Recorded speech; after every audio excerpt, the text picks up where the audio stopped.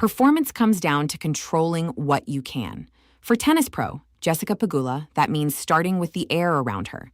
She can't control her opponent or the match, but she can control her rest and recovery. That's why she's trusted Blue Air for 5 years and counting. Blue Signature air purifiers are engineered to perform and designed to impress, with 7 stages of advanced filtration, up to 10 times more odor removal, and customizable colors and accessories. Shop blueair.com and use code SIGNATURE30 to save. Bubba Wallace here from 2311 Racing. You know what's slower than a pace car? Waiting at the car wash. That's when I fire up Chumba Casino.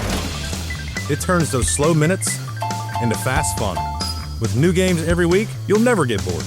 Next time you're stuck in the slow lane, speed up with Chumba. Play now at ChumbaCasino.com. Let's Chumba. Sponsored by Chumba Casino. No purchase necessary. VGW Group. Void where prohibited by law. 21 plus. Terms and conditions apply. Youngins are really starting to get on my damn nerves. Prepare nonsense. This is a high school coaching job influencer. His favorite Bible verse is Jesus wept. He's mad on sorrow. Chris Bam. Yeah.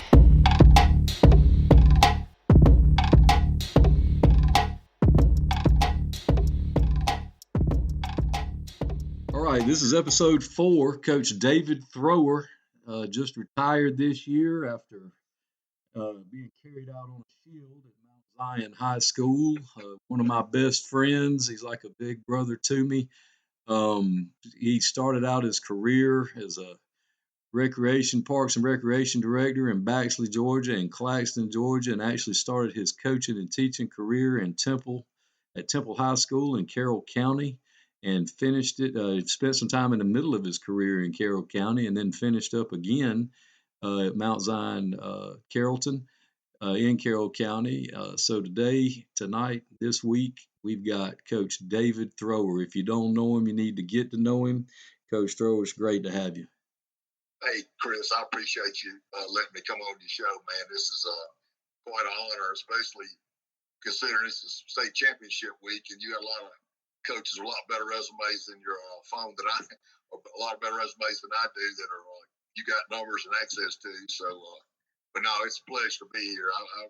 I've enjoyed listening to you for the last couple of podcasts, so it's all been a lot of fun. Well, Coach, I laughed and told my wife that we were talking about getting you on here, and she said, well, crap, y'all been doing this for the past 15 years about once a week. You're just recording it this time. So it's actually kind of funny. I just want to make sure the stories I tell were don't get anybody fired or get anybody in trouble. More PG than rated R, you know what I mean? So, oh, yeah, I got you. We've got some good ones that go on both sides, but I don't want to cross the That's fantastic. Line on it. We'll make sure we keep it fairly clean. So when you started at Temple back in, what would that have been? 94 was my first year there. And Coach Oglesby, was he your head coach? John Oglesby was one of the teammates in college. We were the same age. John was from Manchester originally. A lot of people know his brother Greg was the head coach of Manchester in the 90s when they had a great run. And the field in Manchester is actually named after Greg. But John was a Manchester guy. He and I were great friends. We still are. And he went straight into coaching out of college, and I went into the rec business for about 5.5 years, and I worked in 2 great towns down in South Georgia, and worked for 2 great rec directors. I was kind of like an athletic director type guy that was kind of second in command, but I was kind of over all the youth programs, that kind of stuff, which was a great, really a great opportunity to kind of get myself aligned and start coaching, because I never felt like I was really a rookie coach, because I did so much rec department days, as far as toward athletics and supervising and coaching kids, and taking them home and organizing and scheduling and purchasing equipment and uniforms, that kind of stuff. So I had a pretty good background going into it. I had an older brother that was a high school coach. He was a basketball coach for 24 years, but he was 18 years older than me, so he was like the second dad. So I kind of grew up watching him coach, and was always around a lot of football coaches. It just kind of grew from there. But yeah, John O was my first boss, and he gave me my first job. He gave me a great opportunity to coach. And spent 2 years at Temple, and that was 2 of the best years of my career. Temple was school. I think we had 20 players maybe my first year, maybe 26 or 7 the second year. There were about 200 kids in high school.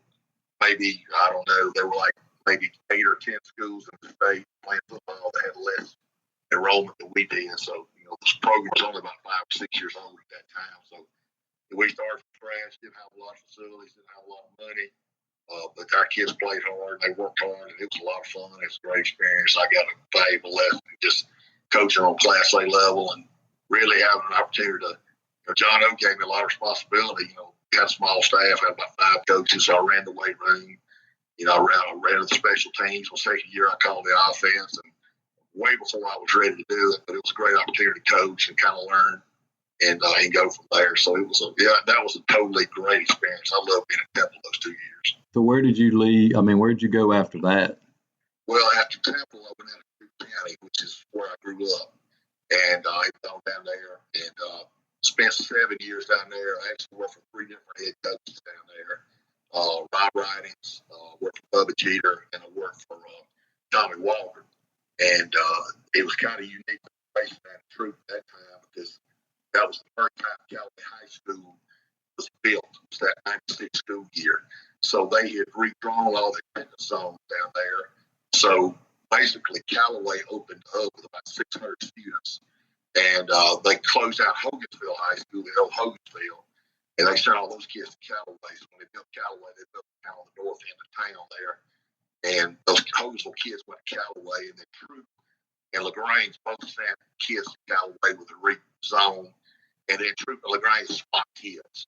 I think the Department of Justice came in there and wanted to make sure that all the schools were kind of lined up around 60-40 racially mixed, because that's kind of what the community represents. So LaGrange got where their school was majority minority, and then Troop had got where it was heavily Caucasian, and it was almost like a different deal, almost like a segregated deal there for a while.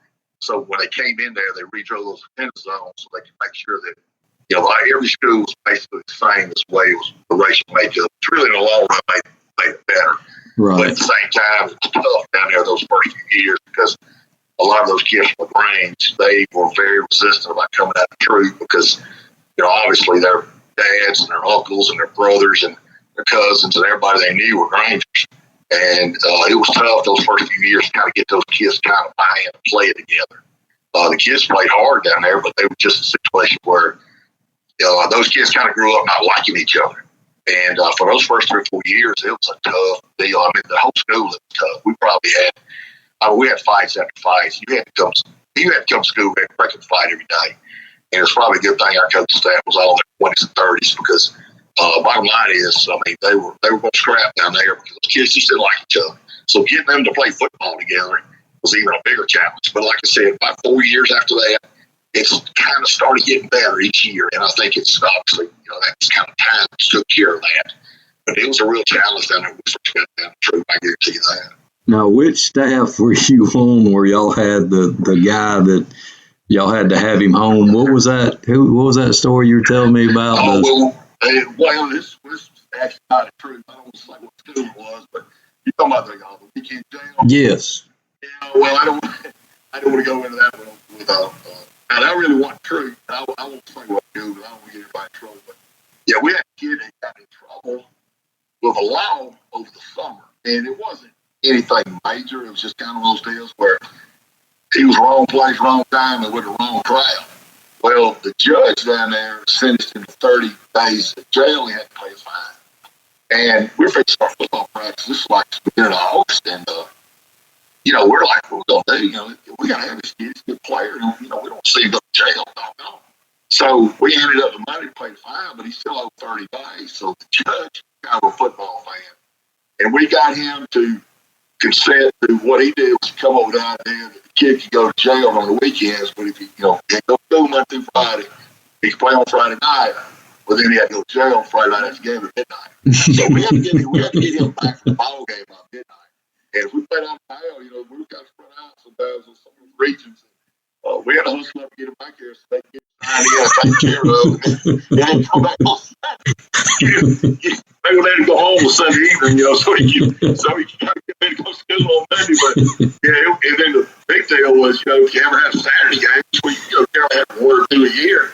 Heck, you had to get that joker. You had to have special permission to get him out on Saturday to go play. So it was a challenge, but it actually worked out pretty good. I think the kid ended up got straightened up a little bit and did pretty well for himself. But that actually wasn't true. That was another school. Okay. Throw that one out. Somebody's gonna know who I'm talking about. I don't want nobody. Well, I know it was Troop where you played a lot of Saturday games. We did. We did play a lot of Saturday games. And this happened after I left Troop, but Coach Walburn had a kid that I think he played ninth grade when I was down there. So all the games was, he was basically Monday through Thursday guy. We didn't dress him professional on Friday night. But a couple of years later, after I left, the kid had kind of worked his way to the starting lineup, and they had some Saturday games in the lineup on the schedule because we're in a region with those Columbus schools. They had like 7 or 8 Muskogee County schools in the region. They shared 2 stadiums, and then Troop. Tyler Reddick here from 2311 Racing. Victory Lane? Yeah, it's even better with Chumba by my side.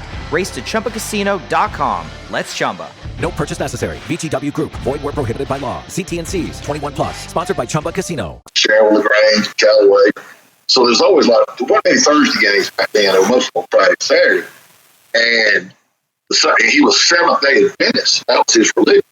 So, and his family was thrilled about, that was their religion. They were serious about it. But he couldn't play on Saturday either. So it was a big ordeal. I remember Tommy telling me, this is when Coach Walton said, that he had to write a letter. He had to go meet with the parents. He had to go meet with the local chapter of the Seventh-day Adventist. He had to go meet with a head guy somewhere else. He had to, not the president of the Seventh-day Adventist or whatever it's called, the Grand Poobah, whoever. But he had to go. This was a challenge just to get the boy opportunity to play because you didn't want him to start 7 games for you on Friday and then find a backup 3 different times, So, but to get him to play on Saturday was another one. So it was always something, you know what I mean? So yeah, Tommy got that one pulled off, but it was I always told Tommy he could be a UN ambassador, but because he could go in there and talk to most anybody, try to get what he needed. But he had to go through a big to-do, had to write a letter, had to meet with, I don't know how many times he had to go meet with somebody, but it was a 7-day Adventist. They don't do anything on Saturday. That was their religion. Saturday was the Sabbath, for them. So it was just a done deal that he couldn't play on Saturday because he come to school on Saturday. But got that one taken care of too. So it was always a challenge, that's for sure. Well, were you on Coach Walburn's staff? Were you on his staff that time? Y'all came out at halftime and couldn't find him? Oh, that was the year. That was actually the year after I left. I had left after the 2001 season, and that was in 2002. They played in the playoffs and played Thompson. And I had been to Thompson a year, so I can't remember the configuration of the locker room, but I think they were underneath the home side bleacher, if I'm not mistaken, the visitor's locker. So they went in a halftime, but this is year Thompson won the state. They were loaded. And Troop was playing up pretty tough. We've been at the home deal before that. We've had a good thing. It was like 7-0 at halftime. It's still a ball game, And it's a big crowd there. Thompson's like, they're ranked like one of the state. But Troop's in there and they're playing tough, good ball game. They go in the locker room at halftime and they go through the normal halftime deal. And they got ready to back out in the second half. And Tommy said, he said, hey, we're going to get in the restroom. So Tommy goes in to use the restroom. And he's in there for a few minutes. And he comes to come out and he's locked in. So he's locked inside. So I don't know if it was a stadium security guy. Somebody locked him in the locker room. Well, that joker couldn't get out. And he was trying to kind of get up and negotiate, couldn't figure out where he was at. He was trying to go from this place to that place. And ended up, they found him on top of, he was sitting on the tractor when they finally caught him. But the game had already started. And they go out for the third quarter and they kick off and got the ball. Well, Troop starts marching up the field. And this is their best drive of the night. They get 2 or 3 first downs in a row. So they got the ball about midfield. And Tommy, wherever he was at underneath the home side fans, they could see him under the bleachers. And they recognized him as being the head coach. So they just started they're talking smack to him. And the game's already 4 or 5 minutes into the third quarter, and Walker ain't showed up yet. And the Troop got the ball, and everybody, Tommy was primarily the defensive guy. He was kind of more on that side of the ball, so it wasn't unusual for him not to be out there. He wasn't his ball with the offense, so he got down to 4th down and 3, about 4th and 4 at midfield. So they look for Tommy to figure out if they want to punt or go for him. Tommy ain't there. Tommy's locked in the locker room, and nobody realized it. So it was funny because the fans were over there. They saw Tommy. Hey, coach, y'all got the ball. It's 4th down. It's 4th down. And Tommy's like, they're probably Tommy's back to it. And then he goes, hey, coach, y'all going for it? Y'all going for it? And I think Thompson had those linebackers that went to Carolina, and one of them just drilled a true running back in the line of scrimmage. He goes, hey, coach, y'all didn't make it.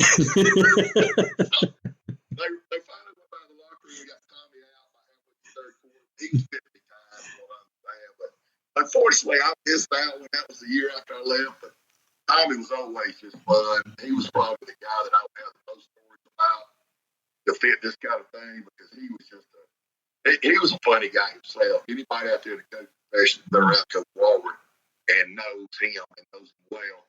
And he's always kind of like the party and cuts the food. He's a good storyteller. You need to get him on this show. But yeah, he's good. He was 50 died when they come. So, everybody jazzed him about that for 20 years. They'll still bring it up. There's a group of coaches around. He's retired 2016 or 17, but over 4 or 5 coaches anywhere, if they go out to eat and stuff, somebody's going to bring the story up. That's coming back to the office. Yeah, he's a good dude. Tommy laughs about this stuff. He laughs at himself, too, so he doesn't take it too serious.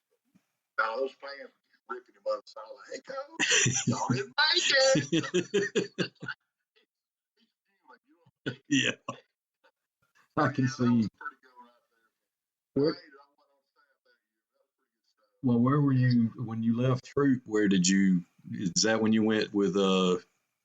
Bob Cleveland was our DC at Troop, and he got the Alexander job. And, I'd never been toward Atlanta or Douglas County where I didn't know much about it. So, but I'd never been an OC. And Tommy, we had a great office coordinator at Troop. Stacey Carter was there, and he just I learned a ton of football from Stacey. So, I wasn't really going to move up at Troop, anytime in the near future. And I had interviewed for a couple of head coaching jobs that off season. By that point, I'd been coaching for about 9 years. I'd ran the weight room, and I'd been the special teams guy and that kind of stuff at Troop. And I would actually have the assistant head coach title. So, I wanted to be a head coach at that point in my career, but I'd never really been OC. And that's kind of rare to hire somebody who's never been a coordinator on the east side of the ball. And so Rob gets the Alexander job, and I decided to go with him. And I didn't know much about Alexander. I know we had scrimmaged them a couple of times when I was at Troop, like in 96, maybe 98. They had some good football players. They had some good teams there. What I didn't realize, Chapel Hill High School had been built just down the road from them around that 98, 99 period, and took a bunch of their players away. And we got to Alexander, and, man, it was a challenge. We just didn't have any kids. And I knew Alexander was a bad football situation at that time. I think, give Douglas County credit, I think the school system's coming there, and they built facilities, and they try to up the coaches' pay. So it's a lot better job now than it was then. But they actually went 15 years in a row without winning a season. I like from 98 to 2013. That was just a dead-end job. And, there were some really good coaches that come through there. Tim Barron won a state championship at Hurd. He was there, and he couldn't win there. Rich Finley followed us. Rich was on staff at DC. Rich just won a state championship at Bowden. He couldn't win there. We couldn't win there. The guy that came behind us, came behind Rich, Kenny Palmer, did a great job. He couldn't win there. So, it was just a tough situation. But when we got to Alexander, the first spring practice, we're all driving up to different places because, Rob hired a whole new staff because Barron had taken a bunch of those guys there in Hurd County with him. And, when spring practice ended, we took all the stuff we had bought for the spring, like, our defensive line coach, who happened to be Finley, had a bunch of tires that he used to use for alignment. So he'd put tires down, like they were working, slants and that kind of stuff. He'd put those tires down to simulate offensive alignment. And that was how the line up. You'd have a tire where it was painted a 1, a 2, or a 3, whether it was like head up the, inside shoulder to guard, or head up the guard, or outside shoulder to guard. Well, Rich stacked the tires up over there outside the weight room. We got about 6 of them. And then I had a bunch of hoses that I used, for offensive line. I had them rolled up real nice and deep. I put them over there outside the weight room. So when spring practice ended, we got through the spring like May the 19th or something. And then had like one more week of school, and then we were going to start weights by June 2nd or something like that. We'll come back June 2nd, and all of our stuff's gone. And I'm like, where's all our stuff at? We couldn't figure out what's going on. And they said, we kind of investigated, found out, county inspector came by, and he said your tires and your hose said it was a haven for black widows and spikers. So we're like, are you kidding me? This was what their mentality was. Like, somebody came by there and didn't even realize we were actually using this. This was not, trash. This was something that we used every day in practice. So it was a challenge. Alexander was a tough place. I think we won 5 ball games in 2 years, and was probably 5 upsets. I don't think we had enough players to beat anybody, but we had a good staff, though. We had some really good coaches on that staff. Stephen Holmes, who was at Manchester, was a first-year coach on that staff. Justin Brown, who went on to be a head coach at Trine, had a great run at Trine. He was on that staff. We had a really good group of coaches. Mike Widener, who played down at Georgia Southern, was with us. And great guys. Everybody got along good. But it was just How to have fun anytime, anywhere. Step 1, go to ChumbaCasino.com. ChumbaCasino.com. Got it. Step 2, collect your welcome bonus. Come to Papa welcome bonus. Step 3, play hundreds of casino-style games for free. That's a lot of games. All for free? Step 4, unleash your excitement. Chumba Casino has been delivering thrills for over a decade. So claim your free welcome bonus now and live the Chumba life. Visit ChumbaCasino.com. No purchase necessary. VGW Group. Void where prohibited by law. 21 plus. Terms and conditions apply. Real non-competitive situation. It was like football to them. And I like those principals down there we had. They were good guys, and they were all former coaches, which drove me crazy because they'd come in there on Thursday while we're practicing. And they kind of did it in jest, they'd come in there and they'd drop a play and leave it on the board in the coach's office like this is something they want to see us run. And the AD was the one that was doing it. Now, this guy, he just retired as a superintendent. I'm not going to say his name, but he didn't know a lot of football. He's a good guy. But he drew up his plays when we run. So I sat there and looked at it. I called him up the next day. I said, hey, Rob, I said, I'll tell you what, buddy. I said, next time you draw something when we run, let's make sure we got 11 on the field, 7 on the line of scrimmage. Because that joker had 12 guys on the board he drew on offense. I think he had 5 on the line of scrimmage. So it was a challenging play. But Alexander, it was a good experience because I guess we were coordinated for the first time, so they weren't very good when we got there, and it was tough. It was just tough for 2 years. We were in a lot of ball games. Well, you left there and y'all went to VR after that, didn't you? We were there for 7 years, and I worked with White Law for 2, and then Rob got the head coach job. Billerica didn't have a lot of facilities there, didn't have a lot of money there, but they did care about football there. And our kids played hard, and they worked hard in the weight room. And we had some good football things in Billerica. We couldn't really get over the hump. I mean, it was one of those deals where we won 6, 7, 8 games a year, 8 games a year at one time. We never got past the first round. We had some good years there. We just couldn't. We were tough regions always. Billerica people were they were supportive to an extent, but then there was this kind of fractured in the community. I think some of them like this coach better, and some of them like that coach better. And it's one of those places that has some good athletes, that has some good players, that come through there. It has some good teams that come through there. It actually won a state championship in the 80s, but at that time, it was in like 2004 to like 2011, I was there. It was just one of those deals where we were competitive every year. We played hard. Kids were, well coached, we felt like, and did a good job with them. But we weren't going to overtake the top teams at AAA or 4A at that time. We were just good enough to put a good team on the field. But you had a good staff there. I mean, we had some great coaches on those coach staffs down there. A bunch of those guys ended up being head coaches. And, I can name 7 guys or 8 guys right now that have been head coaches and all done well as head coaches that came through there, during that time period. So VR was a fun experience, but it was a tough school day.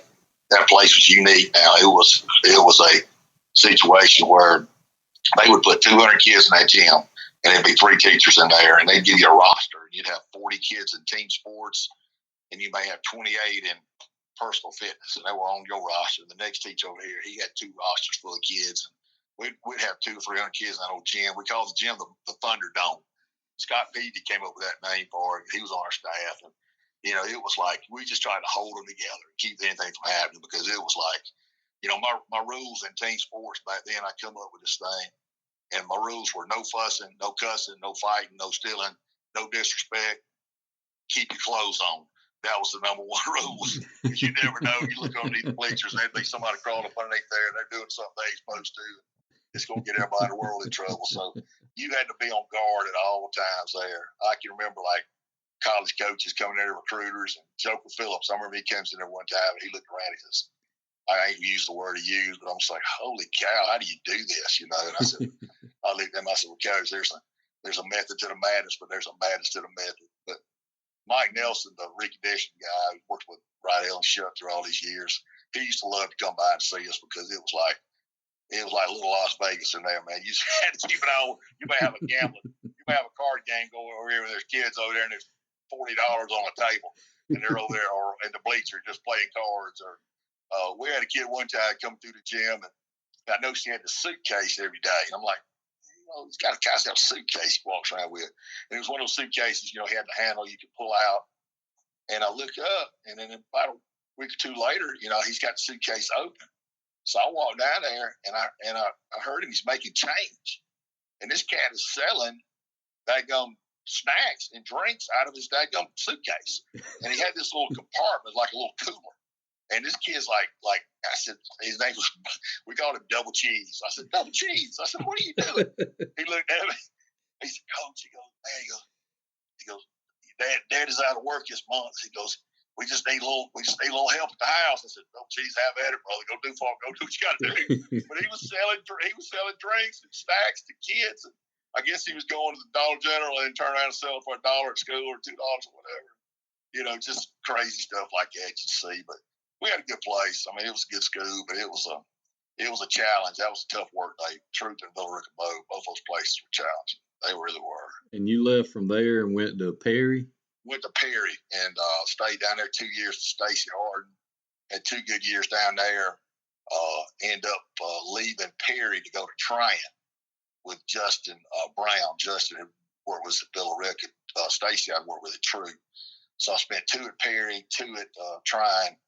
Went back to Perry for 2 years, worked with Carl Dixon, which I love Carl. He was been an assistant coach for like 38 years, and he ended up getting a head coaching job, kind of late in his career. But good guy, good football coach. And then go down there the first year, and Carl gets cancer right there in that first season. And we were in a tough region. I think we played 4 region champions. The games 2 through 5, everybody we played won their region. So our non-region schedule was brutal. And actually beat Macon County, which we probably had no business beating them. But went 2-8 that year, and then come out the next year and went, I think, 4-6. And Carl got let go, which Kevin Smith came in behind us, and Kevin did a great job. And I had a chance to stay with Kevin. He asked me to stay and that kind of stuff. But at that time, I wanted to get a little bit closer back to my home where I was from. So, but Perry was a great school system. Had a lot of resources down there, good place. And the first time I was in Perry, we were good. We had some good teams, made the playoffs, and we're always in a tough league. But we had some players down there, and just the second time we come back, it had changed a little bit. We didn't quite have the same guys, and the schedule had gotten even more rugged. And it was a battle those 2 years, but it was a good experience. So Perry, a lot of still good friends down there. I've talked to some guys from Perry in the last day or two, since they played the state championship yesterday, and a couple of old fans that kind of hung around and kind of been around that program forever. They keep in touch with me, and the old principal I work for, he called me last week. And Perry was a really, really good place. I wish I probably could have spent a little more time down there, but it just didn't work out that way. How awesome was that for them to finally win one? I mean, man, for the Perry people, I said for years, Perry, the thing about Perry was this: the Perry kids didn't have a lot of confidence in themselves. And I really feel like at that time when I was there, they were almost beat down because, everybody around us was good. Warner Robins was a traditional power. Northside was a power. Peach County was their big rival, was a power. And then even outside of our area, like Macon County had won state championships. Hawkinsville had won state championships. Dooley had played for the championship a couple times. So it was almost like everywhere you turned, everybody was good. And we were just kind of like, we were just fighting. And the Perry kids, we had some good athletes, but I said, and I told somebody one time, I said, I think the average guy in Perry, I said, there were like 3 places that people worked at down there. They worked at the Air Force Base, they worked at the Frito-Lay plant down in Kathleen, or they worked at Bluebird in Fort Valley. And I said, I think the average 35, 40-year-old guy at Perry, he goes to work every Monday. He wants to brag about his school and his team, but he really has a hard time doing it because this guy's from Northside, this guy's works alongside him. He went to Warner Robins. This guy's from Peach, and even when I was down there the second time, Jake Fromm was a Hokos. The Hokos having their best teams in years. So everybody was good, and we were just kind of battling for what was left. But yeah, for Perry and Kevin to do what they've done down there, I couldn't be more proud. I texted him today and congratulated him. I think they did wonderful down there. And there's still a couple guys on my staff left that I know is pretty much turned over, but a lot of good people down there, a lot of good supporters, and good community, good place to live. Like I said, I wish I could spend more time down there, but I didn't get fired, didn't get cut loose. I just told Coach, I was one thing I did is, I worked for 10 different head coaches, and I never stayed anywhere when we had a coaching staff that turned over, because unless somebody on the staff got the job, because to me, that new head coach, he needs an opportunity to bring in his guy. And even though I was everybody I worked for, when they got let go, or when they took another job, or when they went in administration, or when they retired, for whatever reason, I never was asked to leave, but I always felt like, you know what, this guy may have somebody else he'd rather have. And I had enough connections in coaching. I had enough friends and ties. I knew I could find another job. And Tyler Reddick here from 2311 Racing. Another checkered flag for the books. Time to celebrate with Chumba. Jump in at ChumbaCasino.com. Let's Chumba. No purchase necessary. VGW Group. Void where prohibited by law. CT&Cs. 21 plus. Sponsored by Chumba Casino. I always could land on my feet somewhere, but man, I was proud for Perry. I really was. That was a fun ride to see them and watch them yesterday on TV. Well, didn't you take a head coaching job for a day one time in South Georgia? I did. And I was at Villarica, and I went to Pelham and interviewed. This was in 2008, I believe it was. And I'd been on some interviews, and I'd actually been offered a few other jobs before. But I liked the idea of Pelham, make it a city school. And that was another, area where there was good players down that area. Not necessarily at Pelham at that time, they were in that area. So I go down there and I interview, and I went down on Friday, and I asked the guy that was interviewing me, I said, look, they had a home basketball game at night. I said, you mind if I stay and watch the basketball game tonight? Because I spend the night in a little hotel anyhow. And he said, yeah, that's great, And I said, okay. And I said, look, I need to see the weight room. And they were in an old school that was like downtown. They wanted to they were building a new school, but they weren't going to be ready for another year. So I knew where we were going to be at that year was going to be right there where I was, interviewed at. He said, well, I don't have a key for it. He goes, our head coach is coach wrestling, and he's almost got a key for it. And they just left to go to the tournament. I'm like, this is kind of a red flag there. So I wanted to at least see what it looked like, And but anyhow, I went out and interviewed on that Friday. Well, they told me, they said, look, we're going to make a decision and let everybody know something by next week. And I said, okay, that's fine. So I wasn't sure if I had a chance or not. Well, the guy called me back like on Monday or Tuesday. He goes, look, the job's yours. He said, you interested? And I turned it down. I said, look, I appreciate it, but I really don't want the job. I said, I'm sure y'all going to find a good guy, this, that, and the other. And we kind of let it go with that. Well, he calls back on Friday, and he goes, hey, man, look, I've been trying to, his assistant principal's working all this out. I think the principal's about to retire, so the assistant principal, I guess he was going to be the next principal. He was trying to work hard to get the thing going, and I appreciate that. But he called me back on Friday, and he goes, hey, man, look, I got more money for you. And he said, I got another spot for the assistant coach, and He goes, this is going to be, this is going to be a pretty good little situation. We want you to come down here. And I said, look, and I was kind of torn because I really wanted an opportunity, but I wasn't sure if this is the right one or this. And they were like 0-23. They lost like 23 in a row. So I knew it was going to be a big time deal. It was going to take at least 2 or 3 years to at least get it competitive. And go down. So he said, look, he goes, can you let me know something? And let me know something today. I said, well, look, let me kind of process this. So I hung up the phone. I said, I'll call you back this afternoon. So I hung up the phone, and we were leaving to go to the Nike clinic. And I took the job, and I called the guy back about 2 hours later. I actually got in my truck and just rode around Villarica. And I just want to think to myself, I kind of want to get away from the class and the gym and the weight room and all. So I didn't want to be around anybody because I just kind of want to think, what I want to do here. This is kind of a big deal. And talking about relocating and that kind of stuff. And he goes, so I called him back and I said, look, I'm going to take the job. I said, I want it. He said, that's great. He goes, I'll tell you what. He said, I got to go to a conference next week on Monday and Tuesday. He said, I'll be back in town Wednesday. He said, call me back on Wednesday. He said, we'll get together. He said, I want you to come down here next week and meet the superintendent. And I said, all right, that's fine. So by the time I got to the Nike clinic, word had already kind of leaked out. I'd taken a job. So, I had like 10 people at the Nike clinic. Man, congratulations on your job, da, da, da, da. And I'd already talked to a couple of coaches down there that I knew, and I'd asked them to send me some film. That's before I turned it down the first time. And so the film was already in the mail. Well, I got back on Sunday from the clinic, and I knew I didn't want that job at that point. But it took me a day or two to figure it out, and I couldn't sleep. I was like, oh, no, I don't really want to go down there. That's just it's not where I want to go. They got to, they deserve to have a coach that wants to be there.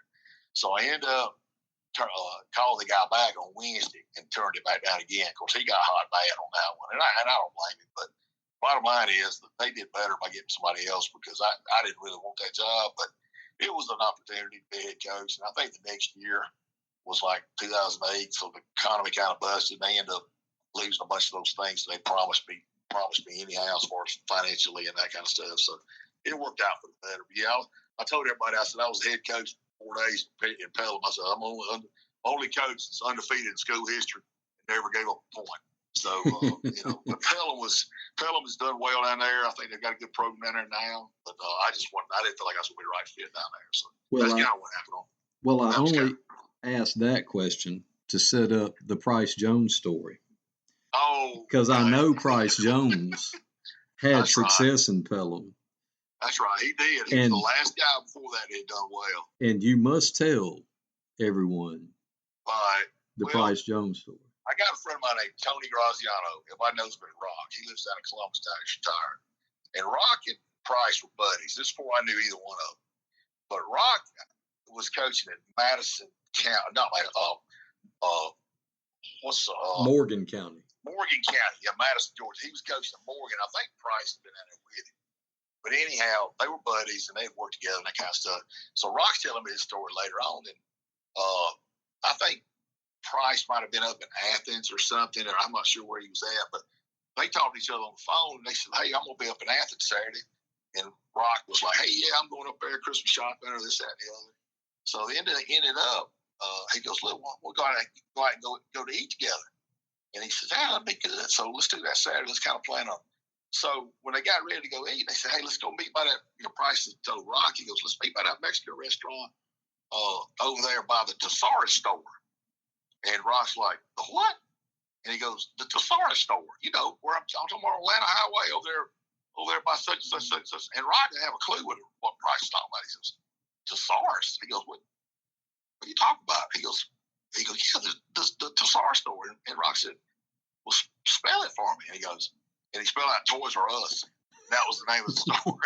I won't go use names because I didn't really know Price that way. I did get to know him later, but great guy, great coach, but he wasn't much of a shopper, I don't think, as far as children's toys, because he kept calling it Thesaurus. And Rock said, that's Toys R Us, Price. What are you talking about? So, I don't know if they ever got together or not, but anyhow, the Thesaurus store, that was the funny one. So, You were trying to tell me the other day a story about, and I'd never heard it. You never told me about it. The 2 kids on an ambulance.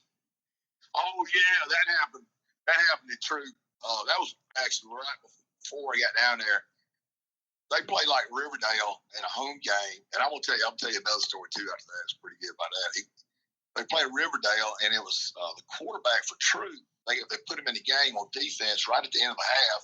I guess they were like prevent or something. So Riverdale gets a kid that gets hurt on that play. The last play of the half, I think it was, if I'm not mistaken. Well, the ambulance comes out to check on the kid. Well, the True quarterback was on the field, still on the field. So the team goes in the locker room at halftime, and when the guys are out there tending to the kid from Riverdale, the True quarterback walked over there to him and goes, "Hey, Doc," he goes, I hurt my shoulder that last play when I got tackled. He goes, "Will you look at it?" And the doctor looked at him, and they're putting the kid from Riverdale on the ambulance to take him to the hospital. And the doctor looks at him and goes, "Hey, just go on and get in the ambulance with us. We'll take him to the hospital." So this was the starting quarterback. And the coaches are going to the locker room for halftime with all the players. And the starting quarterback, who just dinged his shoulder, gets in the ambulance with the kid from Riverdale who's got apparently a pretty significant injury. So they haul off to the hospital in LaGrange, and True goes in the locker room in the old Callaway Stadium locker room down there. It was small, so you could only put just so many kids there. So I think they brought the defense in there first, and the defensive coaches were going over their game, their second half adjustments. So then about halfway through the halftime, they come out, and the offensive coaches go in. But the offensive coach, the coordinator, he jumps up on the board. He immediately starts drawing something, and he starts talking to Tony. He goes, "Tony, make sure now we're in this formation." Blah, blah, blah. He goes, "Now they got too high. We're gonna do this. They got one high." And he said, "Tony, now where you at?" And the kids looked around and says, "Coach Tony got in the ambulance with that boy from Riverdale." So the coaches are sitting there. It's about 6 or 7 minutes before the end of the halftime. They got to go out for the third quarter, and the starting quarterbacks rode into the ambulance with the kid from Riverdale who got hurt. So it was like the end of the third quarter, beginning of the fourth quarter, before they finally got the kid back to the stadium to got there to play. So, I mean, kids will do some stuff sometimes. But the doctor just looked at it. Like I said, just leave him say, "Yeah, tell you what, just come on ambulance with us, and we'll look at you when we get to the hospital." He said, "All right, then." And that's exactly what the kid did. So he did what he was told to do. So he didn't really fault him. But, yeah, I think the true coaches, they were going nuts on that one. So, and I tell you, I know when they told me down there, when I got down there, it was pretty good. They had a Saturday game up at Terra Stadium. I think it was actually Riverdale again, if I'm not mistaken. This was another year. Hey, it's Cole Swindell. After I give everything I've got to land a perfect vocal, I usually take 5 before jumping into the next track. And I've learned exactly how to recharge in that time. Some folks grab coffee. I hit a quick good luck spin. Next thing you know, the break is just as fun as laying down the track. A better break makes for a better take. Need a break? Let's chumba. No purchase necessary. VGW Group. Void where prohibited by law. 21 plus TNCs apply. Sponsored by Chumba Casino. Play up at Terra Stadium, and it was a Saturday game. Well, at True, the biggest deal at True was getting all the kids there, because we had like 75% of your team lived 8 to 12 miles away from school. They were scattered all over the south end of that county. So they used to run these buses down to West Point, and they have these pickup points. They're down there. They go to the church. They go to the rec department. They go out there in front of the housing authority place. They pick up all these kids, and they would get them on a bus, and they bring them back to the school. They did that year-round, 12 months a year. They did that for every sport. I mean, that was part of the agreement when they shut down West Point School and merged with True, because they'd run these activity buses. Well, they had a new bus driver that day. The guy was subbing for the main driver, and the guy was supposed to pick up like at 2:30. Well, he shows up at 2, not 2:30. Well, there were only like 2 or 3 kids that were even there, and there's like 30 kids supposed to ride this bus, and this was like 9 of the defensive starters and about 5 of the offensive starters are supposed to be on this bus. Well, the guy that drives the bus, he gets there at 2. Well, he picks up 3 or 4 kids. He thinks that's his load. So he just takes them back to the school. Well, when he gets back to the school, all the coaches, how it is, you got a Saturday game too. They're fixing to go to a pregame meal, and they're kind of getting around, and they're getting all everything together, and, this kind of stuff. Because they're going on the road, so they got to get all the bags packed and everything. They're leaving like at, 4:30 or 4 to go to Terra Stadium, maybe a 7 o'clock game. And they look up, and they said, "Where's everybody at?" They said, and the guy goes, "This was all that was on the bus." He goes, "What do you mean that's all that was on the bus?" And they looked at the watch and realized the guy went down there early, and none of the kids were there.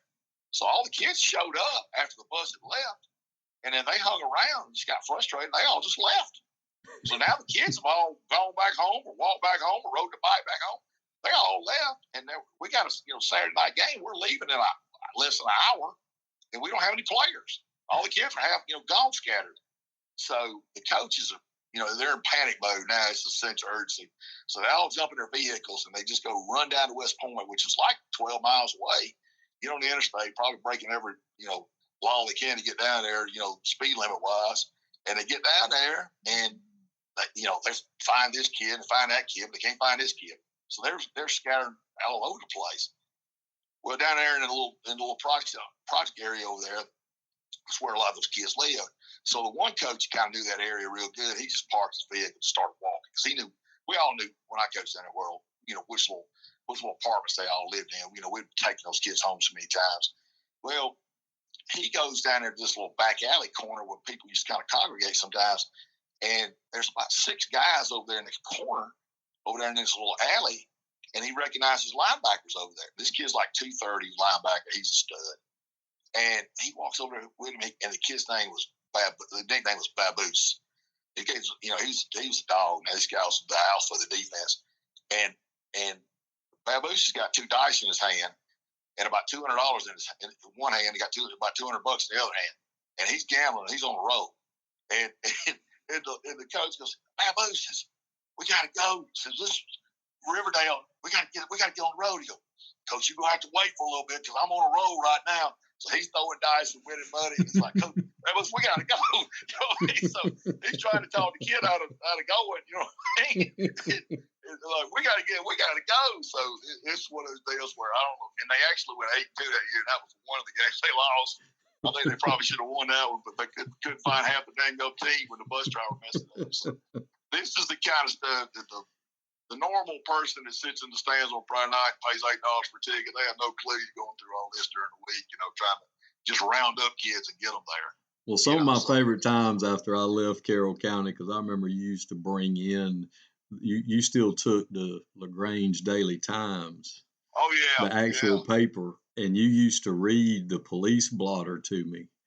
And, it was hilarious. And we would just get tickled with the level of writing and the way the guy said whatever, 2 women got into a fight out in the Dollar General parking lot, and she was beat about the face and neck or whatever. Yeah, beat repeatedly about the face and head. That was her favorite line. It was always one thing about LaGrange, Georgia. Now people learn how to fight down there. I mean, like they were not afraid to throw hands down there. So probably why they're so good at football. Well, that's probably true. So that was one thing about about kids down there. They knew how to fight. Now we never had to worry about kids that were being physical. They could all run, and they didn't mind striking you. Now sometimes getting them to play together was a challenge, but that other part you didn't have to worry about. We had a corn one year that was a really good player on our dome team, and he got in some trouble, some kind of domestic deal, and that whole season we played us in 2001. That whole year we had to go offense first on Mondays and Wednesdays because he had to attend anger management classes. So I mean that was one corner.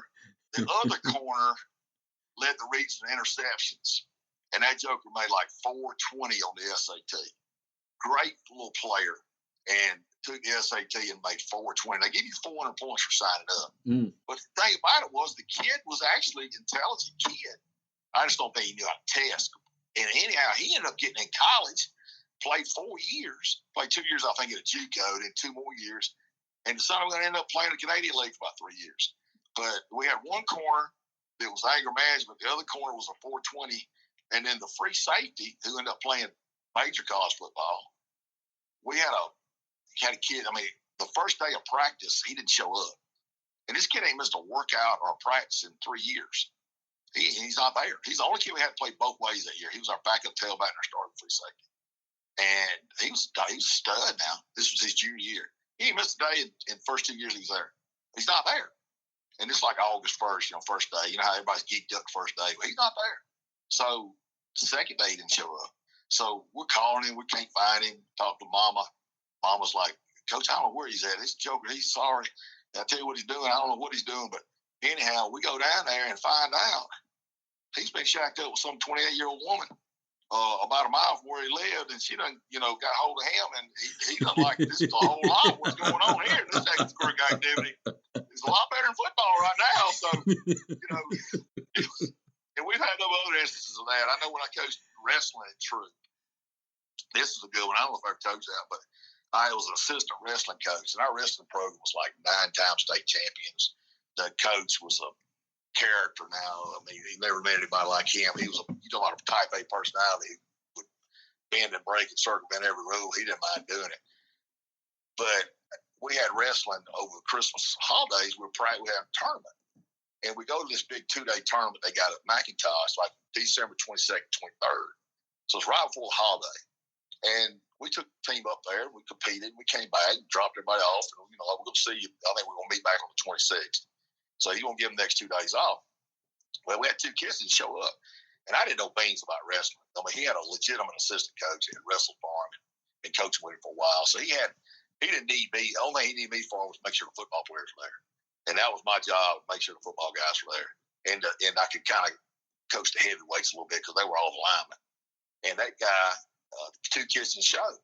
So he's perturbed, you know, because that's kind of my job to make sure they were there. So I try to call them. I can't get hold of them. Can't anybody answer the phone. So the next day, they don't show back up again. So he's like, go down there and find them. Well, I said, I'm going to call Grandma one more time. So I called, they live with her grandmother. So I called Grandma and I said, ma'am, I said, this is Coach Thrower at the high school. I said, I hadn't seen, and I won't use her name. I won't use her name, but I said, I hadn't seen these 2 kids in the last couple of days of practice, and we're just trying to check on them, make sure they're okay. And she goes, oh, Coach, don't worry about it. The boys are doing good. And it was that Christmas holiday. It was like in the 90s. We had like a record cold spell. I don't think it got over like 30 degrees for the whole week. I mean, it was like the low would be 14 every day, and the high would be like 28. It was brutal. And I said, well, ma'am, I said, where are they at? She goes, oh, they up there at a hotel in Atlanta. The rest of the team went to a tournament, and they got the bus locked up. That's what she said. The bus locked up, and they couldn't get back. But the school's got them in a hotel, and they feed them, and the boys are fine. They're going to be home in a few days. And I'm like, wait a minute. Now, I was on that same bus, and we got back fine, and I know they got off the bus because I saw them when they left. Well, same thing. Go investigate down there. Them jokers done found them a couple 30-year-old gals down there, and they're just enjoying life. You know what I mean? So it was always something. You know, we had the same thing at Villarica one time. Kid goes missing for about 3 days, and 9th grade football player.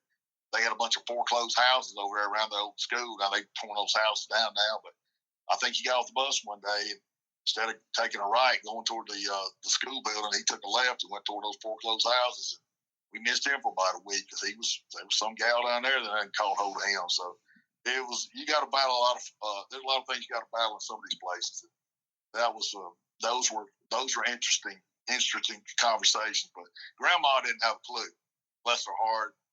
But the boys had they done convinced her that they're fine, that they're getting fed, and the school's got them taken care of, and they'll be home as soon as the weather breaks. Or they get them a new bus. Oh, there you go. I mean, fair enough.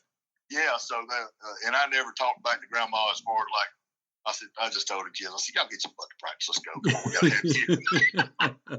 You know, like, you can't really get totally mad at the kid. You know what I mean? Like, you can act like you're mad at him, but really, truly, like, you know, I get where you're coming from. You know what I mean? So it was always funny. That old wrestling coach we had, he was a recruiter too now, and when they hosted the Olympics in Atlanta in '96, the South African Olympic team used to come down and practice at the practice facility at Troop for wrestling.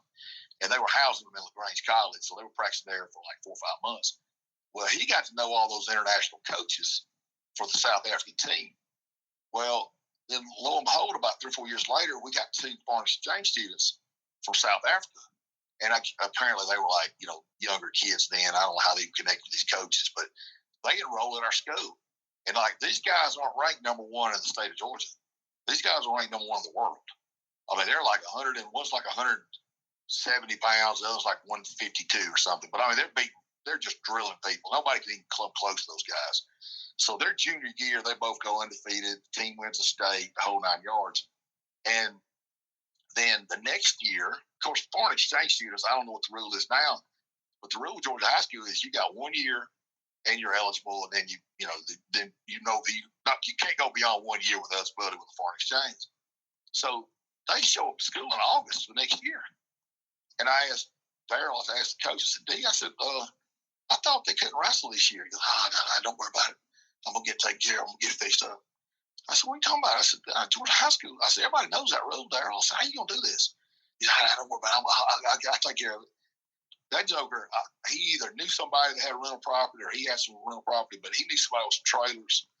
He got those jokers lined up, and they were like two girls that were like in their 20s, and these little just horny young women, and they agreed to marry these kids. They were going to marry these two high school senior South African kids so that they could become American citizens. And then under the white book at Georgia High School, they would have to recognize them as, they were not going to fall under the foreign exchange deal. Now they were going to be U.S. citizens. So he's going to marry. He's getting these girls lined up to get married. And I'm like, what do you mean you going to do that? He goes, I don't worry about it. He goes, we'll get them annulled in March after the season. He goes, he would do, that kind of blew up in his face. I don't think that ever worked out, but he actually had two of these girls that he probably taught in school that were just kind of, young women that were just looking to have some fun. And they're going to marry them because they were both actually kids now. Both of them were. And one of them probably like a male model, he's like one of those guys, like Tom Brady, And so they didn't have no shortage of girls that were clamoring after them guys anyhow to begin with. So he had two grown women that were going to marry him, but they were going to move in his trailer. And they were all going to live together and have a big time. They were going to get them through wrestling season. And I'm like, no, man, I don't think that's going to work. But he would do anything he could to win a match. That's for sure. I mean, there was no rule he wouldn't mind breaking. I promise you, that joker would do anything he could to win. But yeah, True was definitely an interesting place. So after your second stint at Perry, you went back to Mount Zion, Carrollton, and that to finish off your career. Yeah, I had moved, like 4 times in 7 years at that point. I said, I'm not going again. This is it for me. Because, got to remember, I got late starting coaching. So, I was already in my, 53 then. This was like 7 years ago. So, I wanted to finish up in one place. And Brad Gordon had just got the head coaching job at Mount Zion. He'd been the DC. And if somebody would have told me in 2011 that when I left the Rookie, I was going to come back and finish at Mount Zion, I'd have said, they ain't no way. Because Mount Zion was a football, it was a football door, it was a doormat. It was a pretty bad program. It just never had really been very consistent, but it just was a tough place. But they had come in there and built a new school, and they got a coaching staff to come in there and really worked at it hard. And I think the prior coaches worked hard too and did a good job, but they just didn't have much to work with. And they came in there and kind of got that program resurrected and had some good years. So Brad was the DC then, and then he got the head coach job in 2017, and I've been here ever since. So, and you saw us play down at Clinch one night. I think you were at early then. Y'all drove over and watched us play in the semifinals that year. Mm-hmm. So that was an interesting team we had that year too. We had some characters on that team, but we had some good football players. That was the kid. That was the team I told you about. We had the kid that was the center for me, and real tenacious, little gritty little kid. But his mom was the principal, and the kid was brilliant. He was smart, valedictorian, but he was autistic. And coaching him was different. And a great kid and awesome. Wonderful family, great people. But coaching him was a challenge, and he was full blown autistic. So when he would have a moment, he'd have a moment now. And we were at practice one day, and his granddaddy, we used to come out there and watch practice all the time. And his stadium's named after him. He was a former coach there in the 70s. He'd been a school board member for like 20 years. And we're in the middle of practice one day, and he was argumentative because, that's part of his autism was, he would ask a lot of questions. I would say he's argumentative, but he always wanted to ask a lot of questions. And, in a group period, coaching offensive line, you got 15 minutes, maybe 20 if you're lucky, fundamentals and all, and you're trying to get all this stuff in, and he wanted to stop and ask you questions. And, we'd already been over this stuff 1,000 times, and we've drawn it, we walked it, we talked it, we, put it on the board, everything, handouts every week, so the rules ain't changed, but, him being in his state of mind, it was just, he was just different. And we're out to scrimmage one day, or actually going team offense, and the D scout team lined up wrong or something. And whatever I had told him to play before, I had to go tell him. I said, go block backside, and it would blow his mind because anytime you have to make a change like that, he won't know why. And right in the middle of the play, like the play kind of broke off. It was a big run. And right as the back broke through the line, he turned around to me and he had just he wanted to fight. And he goes, Coach, that makes no sense at all. And I just went off on him then. I didn't really curse him, but I said, damn it, Cade. I said, I was coaching at the Georgia Dome when you were shit and yelling your diapers. I said, don't you ever question me. I said, get your butt back here and call a huddle. And he looked at me and goes, all right, Coach. He was going to do what you asked him to do, but he wanted to know why he had to do it. Right. And that was just him, But great kid. He was a gritty little kid, but and he'd never really played before. He'd been in a program, but he'd never really played. But it was a challenge to get him going because sometimes we would have an 8-hour coaches meeting on Sunday, and 4 hours of it would be devoted to make sure that he could get this now. Because, like I said, it was a struggle for him football-wise. Kid's already got a college degree. He's going to do well in life, but football didn't come easy to him. And you've seen that before. You got kids that are, they can be valedictorian, but football-wise, sometimes they struggle. And then you got kids that they can pick up football easy, but then they get to the classroom and, they struggle. So that just wasn't his element. But he ended up doing a good job for us. We had a great year that year, but that was the funny kid on that team. He was always we go to lineman camp the next year after he graduated.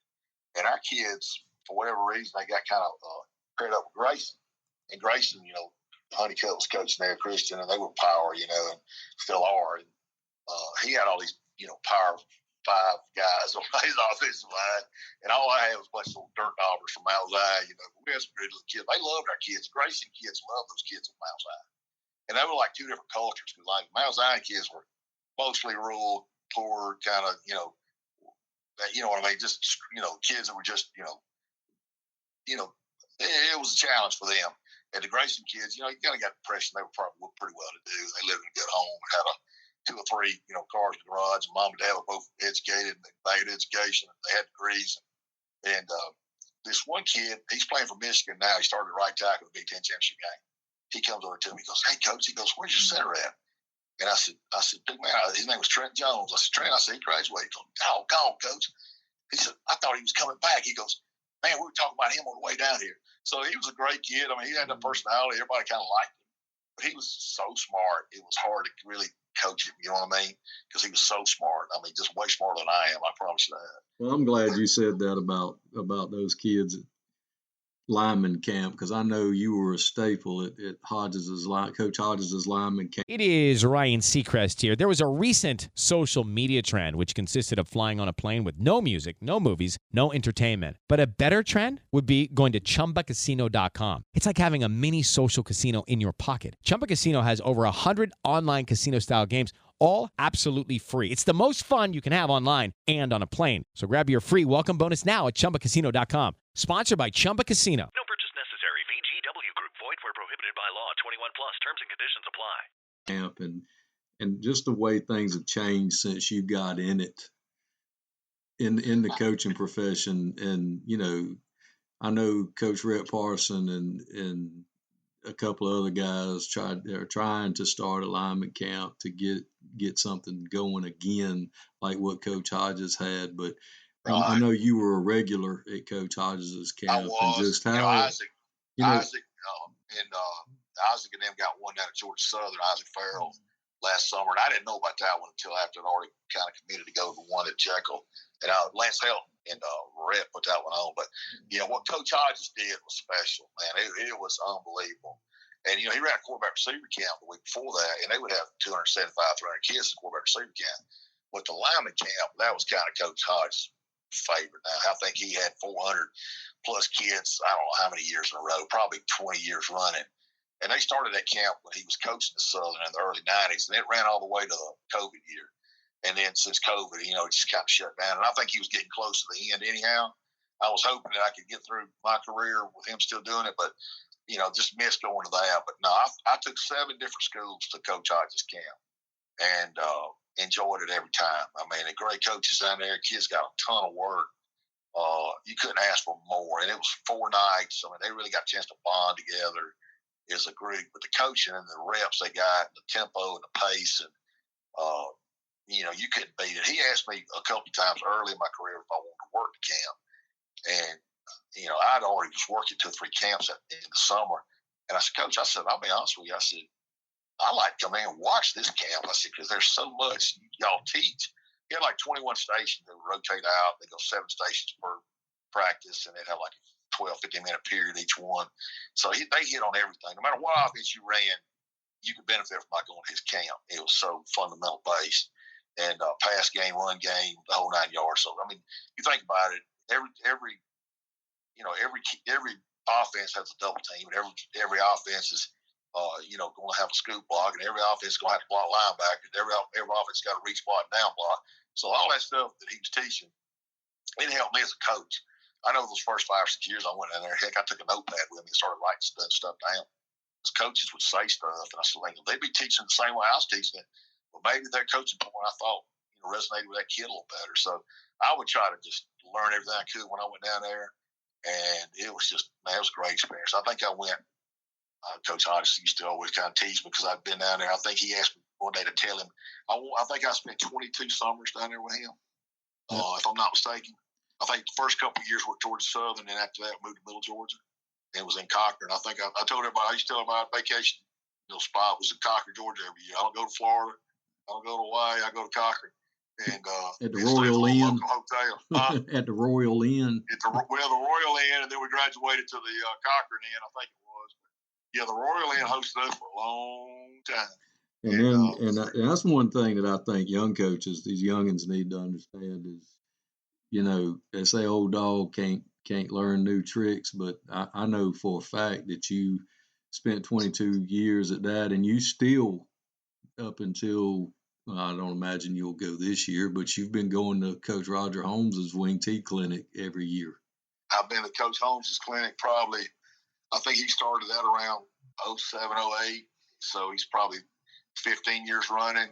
I think I missed a year or 2 when I was still coaching track. He was doing it in mid-April when he started it, and he kind of moved it to March a few years ago. Well, after about 3 or 4 years, he moved it to March, which made it a lot easier for me. So I've been to Coach Holmes' clinic probably 12, 13 times out of 15 years probably, because he put on a great clinic, and I was always kind of involved with Wing T, most schools I'd been at. So what he did was he does a great job with that too. That's one of those things that, I always liked the clinic. Heck, I used to go to Nike and Glacier every year. And you just make a lot of contacts there too. I think young coaches, you're right. I think they miss out on some of that. I think some of them miss out on.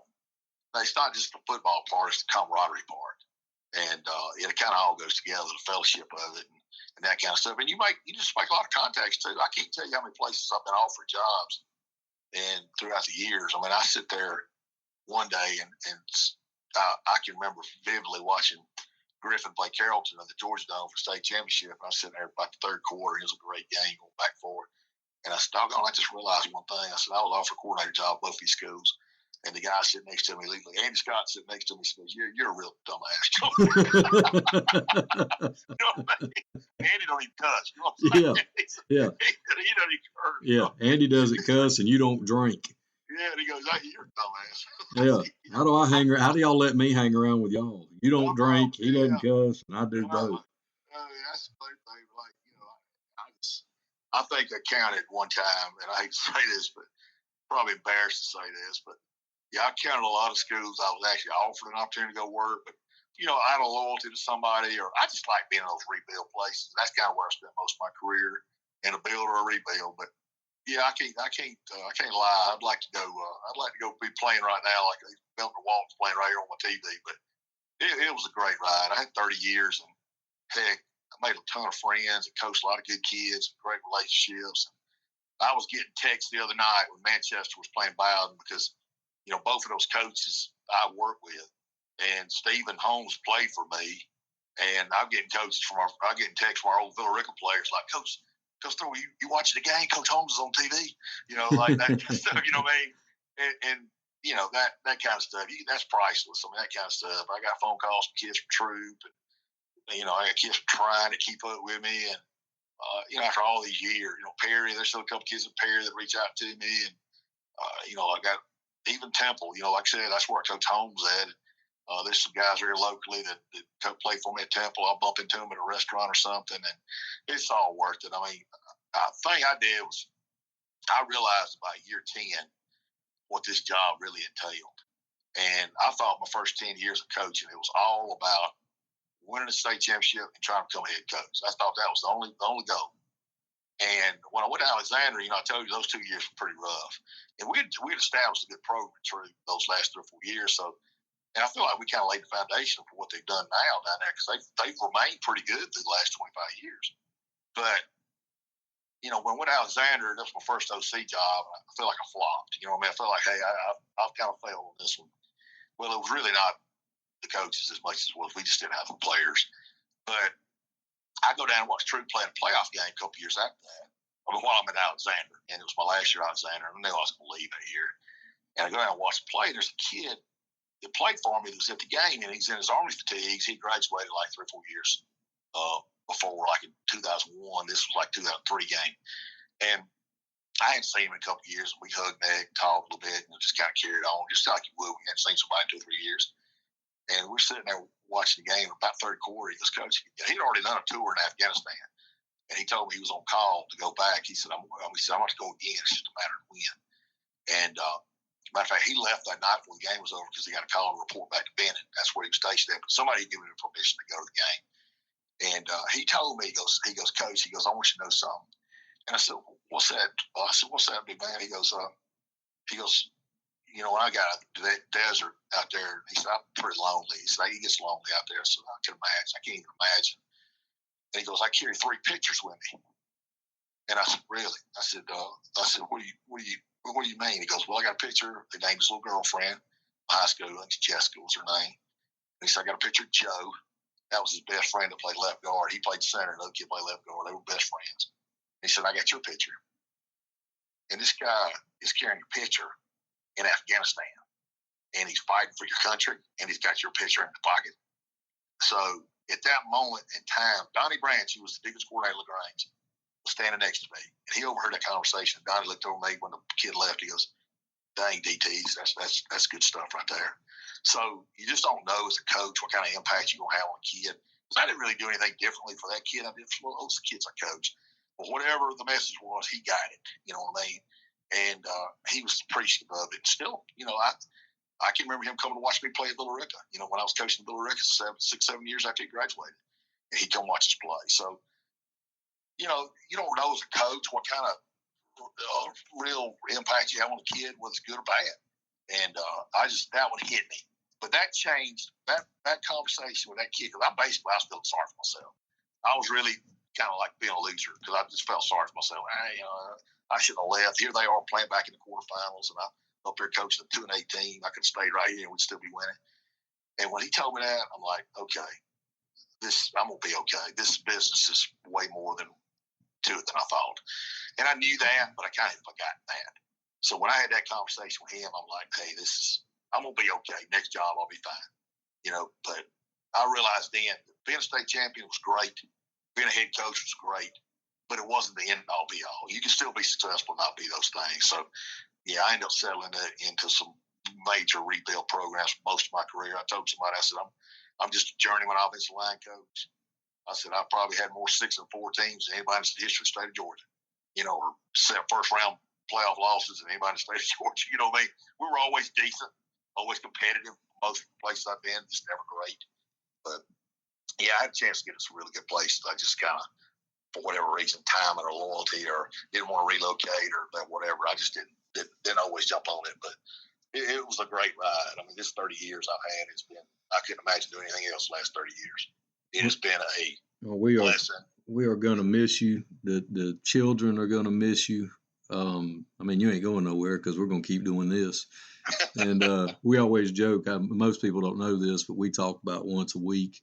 And, you know, we've always joked and said when I finally retire, because I got to catch up, that me and you were going to go do radio shows and call obscure high school games like Stuart Quitman versus Central Talbotton. Let's go find a game nobody else is going to want to go to. Yeah, that nobody's going to go to, that the kids don't ever get recognized, that they don't have their own radio crew.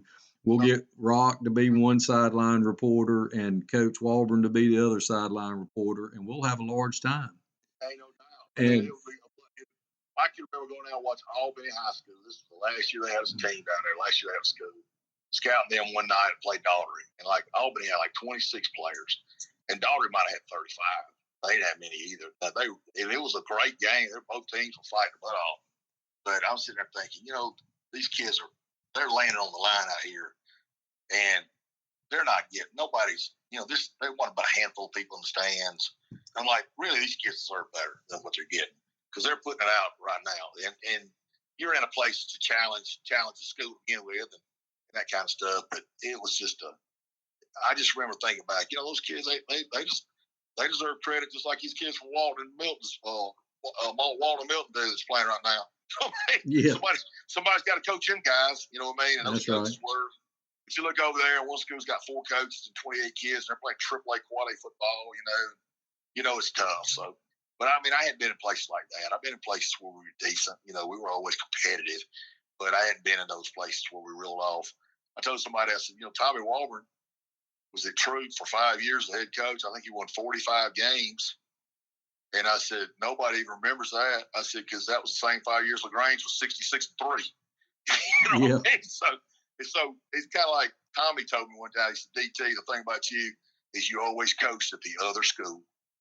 And I said, what do you mean? He goes, well, when you were Troop, that was LaGrange. And he goes, when you were at Little Rica, that was Carrollton. And he goes, and when you were at Perry, there was Peach. You know what I mean? Yeah. He goes, now you're Mount Zion, there's Bowden. You know what I'm saying? So he goes, it hadn't changed for you. I said, no, it really hadn't. You know what I mean? But it's okay. You know what I mean?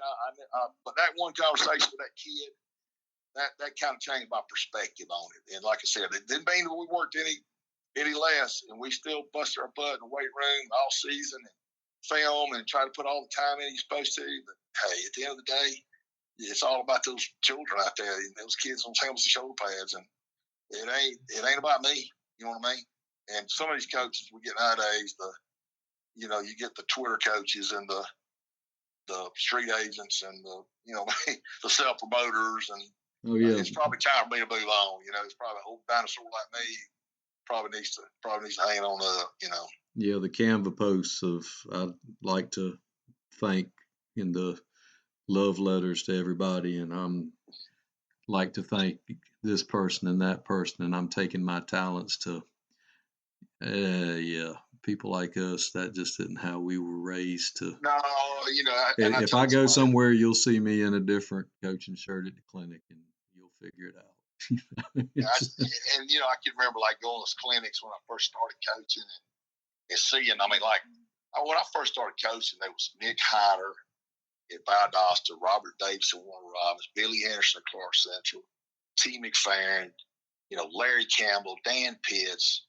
Dwight Hostetler was never a big clinic guy, but I mean, those type of guys, they were like Jim Hughes. There was an aura around them. You know what I mean? Ben Scott. You know what I mean? You talking about a guy that had commanded a presence in a room. So I feel so fortunate just to have. I didn't work for any of those guys, but just to have been around them and just to see them and how they operate, they would talk. And heck, I texted with Justin Rogers today.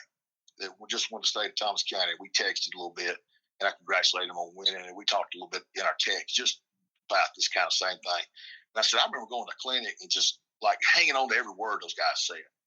And then a few years later, it was Ed Pilcher, his group, Milt Miller, Mike Hodges, Mike Earwood, Danny Chronic, those guys like that, Jeff Heron, those guys, they were to me, those were the real legends, the real guys that, I think the golden era of high school football in Georgia, to me, and before we got into all this recruiting stuff, was the 80s and the 90s and the early mid-2000s. It started changing about 15 years ago. Agreed. But that 1,000%. the 80s, the 90s, and the 2000s was the golden era because you had towns that supported their team, players, and recruiting's always existed. It's never like I'm not saying it never happened, but pro people didn't build their programs around that. You know what I mean? It's always been out there, and it's always, you can always name this case or that case. But for the most part, you developed your players in your feeder program. You got them ready to play in the weight room. They came through your junior high, your middle school, or even the rec league to the JV, the ninth grade, up to the varsity. And those kids grew up playing cup ball when they were 9 years old in the back of the end zone, wanting to play for their school when they got to be old enough. And that was high school football. And two towns coming together and battling out, and then go out there and knock heads with each other, and then come back 12 months later and do it again.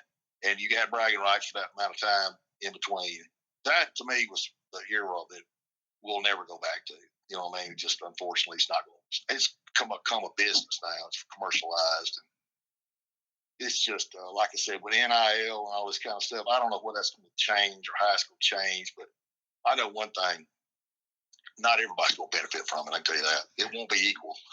No, y'all tickled me when y'all wrote up on the board the Mount Zion NIL package and sent me a picture of it, and that looked about like the one we got at our place, except we couldn't offer the fishing experience. Ours was more of a hunting, and we had the same Jimmy Joe's Quick Sack, blue Takis, and orange Powerade. There you go.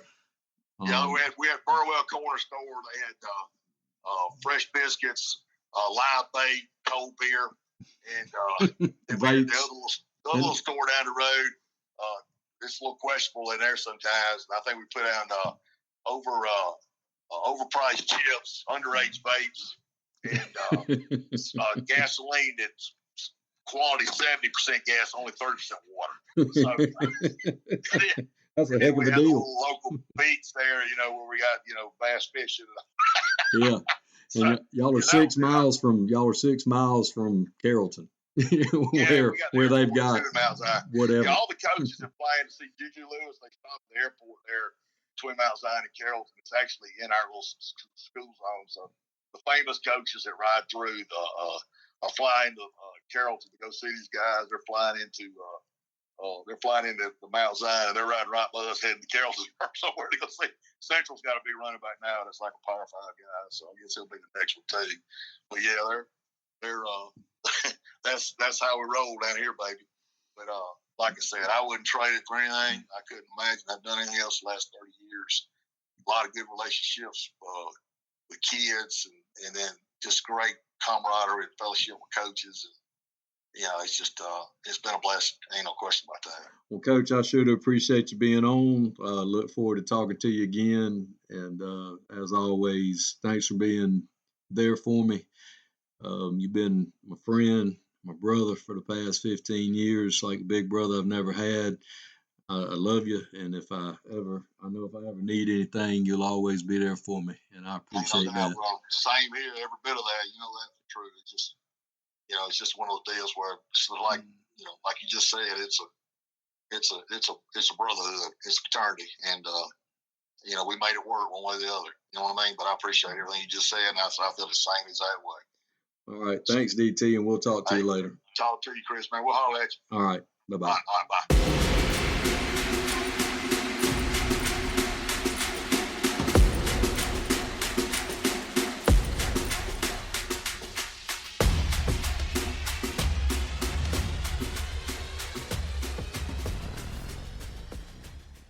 Hey, it's Cole Swindell. After I give everything I've got to land a perfect vocal, I usually take 5 before jumping into the next track. And I've learned exactly how to recharge in that time. Some folks grab coffee. I hit a quick good luck spin. Next thing you know, the break is just as fun as laying down the track. A better break makes for a better take. Need a break? Let's chumba. No purchase necessary. VGW Group. Void where prohibited by law. 21 plus TNC supply. Sponsored by Chumba Casino. When you manage procurement for multiple facilities, every order matters. But when it's for a hospital system, they matter even more. Grainger gets it and knows there's no time for managing multiple suppliers and no room for shipping delays. That's why Grainger offers millions of products in fast, dependable delivery, so you can keep your facility stocked, safe, and running smoothly. Call 1-800-GRAINGER, click Grainger.com, or just stop by. Grainger, for the ones to get it done.